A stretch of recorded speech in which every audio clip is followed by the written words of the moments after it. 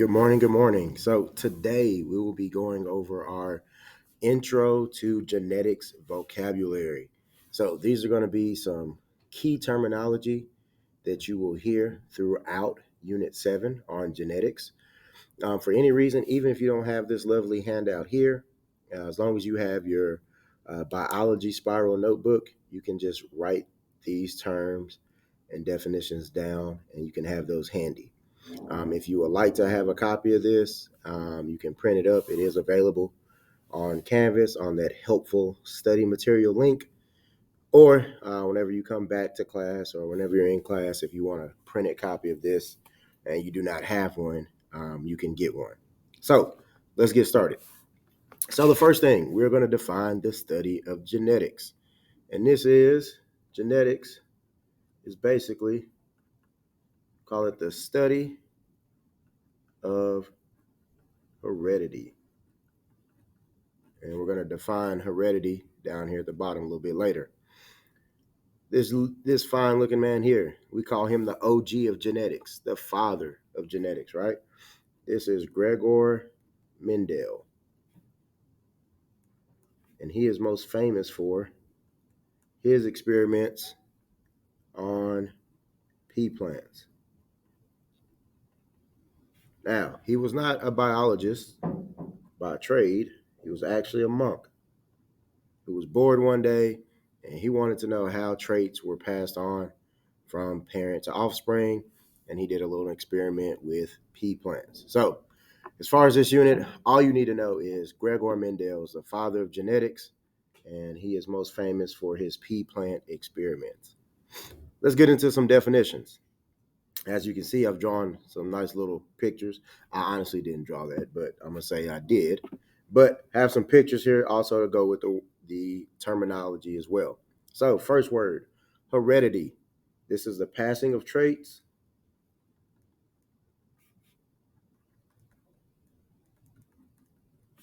from parent to offspring. And when we say offspring, we are saying basically from parent to kid. Okay? Now, an allele. As you can see from this picture, we know this X is what we call a chromosome. On that chromosome, there is a specific version or form of a gene. For us in biology, an allele is usually represented by a single letter. Put single letter. So, for instance, you may see big C or little b, and our example is little b means that this person carries the gene for blue eyes. Now, we're looking at traits. These are any characteristics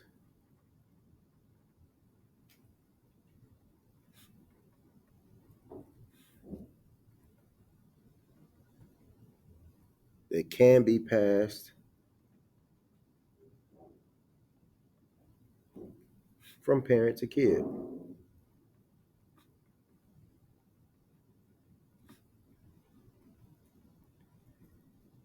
So, eye color, hair length, hair color, height, whether or not you have hair or not, those are all traits that can be passed down from parent to kid. Now, alleles can be described as either dominant or recessive. Dominant meaning this is the strong allele. As you can see, they just took my arms and put it on this capital D. So this is the strong allele, okay? One thing to know about strong alleles, they will always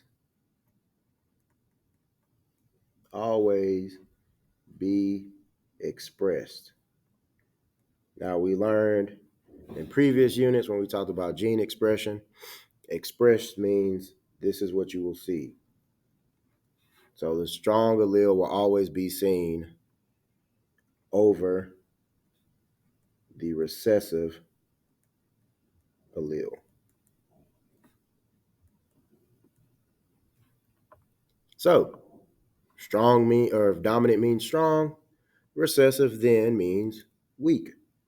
So this is our weak allele. The only time that an individual with the weak allele, the only time the weak allele will be seen or expressed if there's two copies of it. So only expressed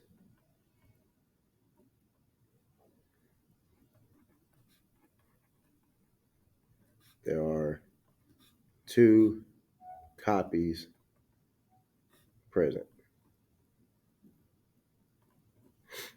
And we'll look at that here in our next example.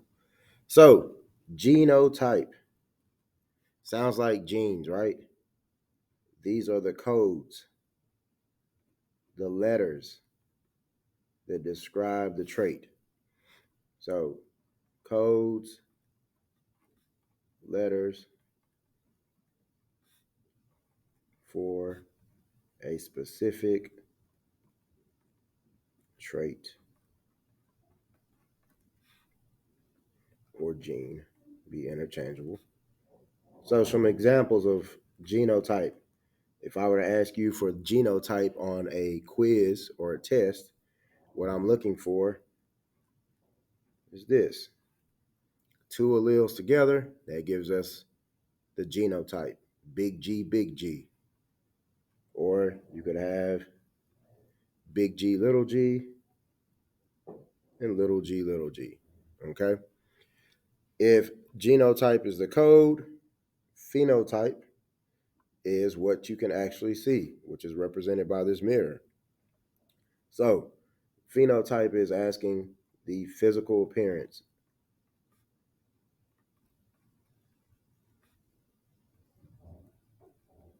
I almost misspelled appearance. So, this is what you see, right? So, if I look at an individual, I can't look at them and see their alleles. I can't look at them and see their chromosomes, right? But I can look at them and see their physical appearance. So, let's just say if this big G was talking about eye color, where the big G is dominant for green eyes. If this person had big G, what would you see? Green eyes on this person, right? So genotype is the code, phenotype is what you actually see. Now, our genotypes can be one of two things. The first one being, it could be what we call homozygous. And I have a lovely picture and description here, right? These are going to be same size letters. They're also known to be, they can be described as what we call purebred. So homozygous or purebred is talking about same size letters. Then our examples, big D, or little d. Okay?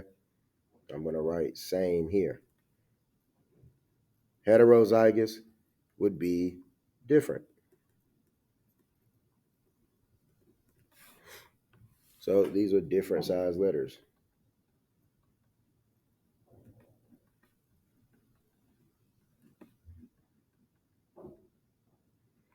Now, homozygous is purebred. Heterozygous is going to be what we call hybrid. When you think of a hybrid, you're thinking of different things mixed together to get one new thing, right? So when we have a hybrid, it's always going to be big D, little d.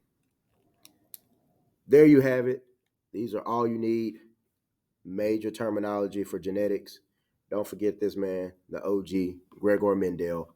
We're going to come back. We're going to look at what's called Punnett squares and how he determined how traits get passed on from one another. Until next time, peace.